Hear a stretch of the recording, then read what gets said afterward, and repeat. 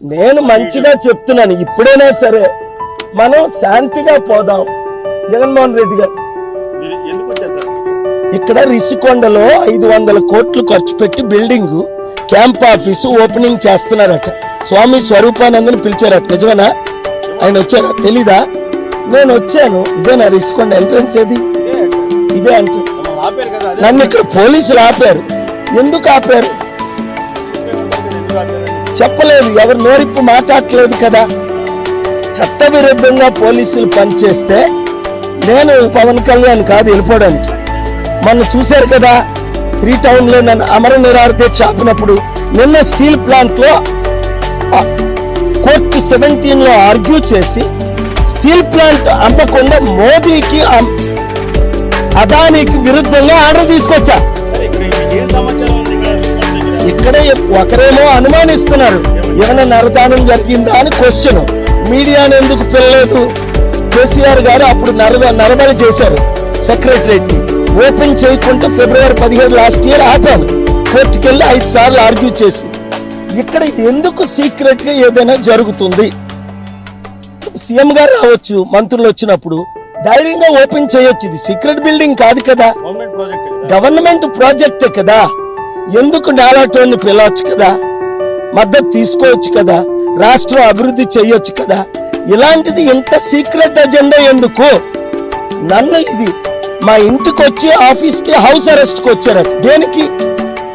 నేను చేసిన తప్పేంటి హౌస్ అరెస్ట్ చేయవచ్చు? లేదు, ఎవరు మాట్లాడట్లేదు, చెప్పలేదు. ఆపమన్నారు, సైడ్కి తీయమన్నారు, తీసాను. నేను గౌరవంగా, నేను ఎప్పుడు పోలీసులకి గౌరవిస్తాను. కానీ వాళ్ళు చెప్పాలి కదా ఎందుకు ఆపారో. వెయిట్ చేయమన్నారు, చేస్తున్నాను. ఏది ఏమైనా ఏ పాలతో పెట్టుకుంటే పతనం. వినాశ్ కాల్ విపరీత బుద్ధి. ఎంతో ముందు పెట్టుకున్న రాజశేఖర రెడ్డి గారు 2 సంవత్సరాలు ఏమైందో తెలుసుకోండి. సోనియా గాంధీకి ఏమైందో తెలుసుకోండి. అది ఎవరైనా సరే నాతో పెట్టుకుంటే దేవుడితో పెట్టుకున్నట్టే. నేను అవినీతి చేయట్లేదు, అన్యాయం చేయట్లేదు. రిషికొండ బిల్డింగ్ కి ఇంతవరకు నేను ఎప్పుడు రాలేదు. ఇదే మొదటిసారి రావడం. ఓపెనింగ్ అవుతుందా లేదా, లోపల ఏం జరుగుతుంది? స్వామి స్వరూపానందని పిలిచారు, నన్నెందుకు పిలలేదు? నేను ఇక్కడ విశాఖపట్నంలో పుట్టి ప్రపంచ స్థాయి వరల్డ్ ఎవాంజలిస్ట్ ని, గ్లోబల్ పీస్ ప్రెసిడెంట్ ని నన్ను పిలకుంటా స్వామి జిఆర్ స్వామినో స్వరూపానందనో పిల్లవేంటి? ఇది మన ప్రాపర్టీ, మన ల్యాండ్, మన బిల్డింగ్లు, మన డబ్బు. అయినా నన్ను అడ్డుకోవడం ఏంటి? వాళ్ళేమో రిసీవ్ చేసుకోవడం ఏంటి? తిరుపతిలో నన్ను అడ్డుకున్నాను 2 సంవత్సరాల క్రిందట.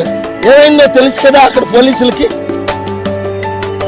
అది కనుక అవినీతి వద్దు, నీతిగా మీరుంటే బాగుపడతారు, దీవించబడతారు.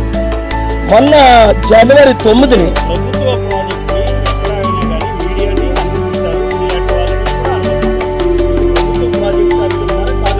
నాకు ఏం తెలియదండి, తెలియకుండా చెప్పలేను. చాలా అనుమానంగా ఉంది. మీడియాను పిలకుంటా, ముఖ్యమంత్రి గారు రాకుంటా ఎందుకు ఇంత సీక్రెట్ డీల్స్ జరుగుతున్నాయి? ఇందులో ఏ అవినీతి జరిగింది? నా భయం ఏంటంటే నరదానం, బలిదానాలు ఏమైనా జరుగుతున్నాయా? అది నేను సహించను. కోర్టులో పిల్లేస్తాను, ఎంక్వైరీ చేయమని అడుగుతాను, ఇన్వెస్టిగేట్ చేయమంటాను. సిబిఐ డైరెక్టర్ మిత్రులు ఆయన కూడా ఇన్వెస్టిగేట్ చేయమంటాను. Thank you.